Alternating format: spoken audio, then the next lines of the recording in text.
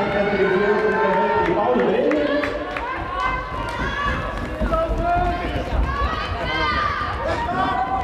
Og Íslendingar fylgja þeim vel eftir. Það Ingibjörg sem þarna sýnist mér koma fyrst. Nei, viðhörnina og vantar mjög jafnvægt að koma út úr beginni. Bandaríska stúlkan í forystu og að milli tíminn marka 28.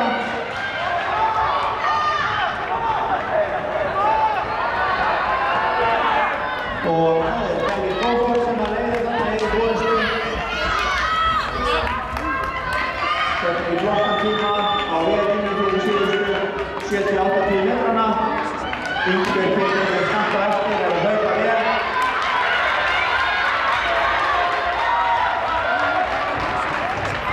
Og sigur 96-95.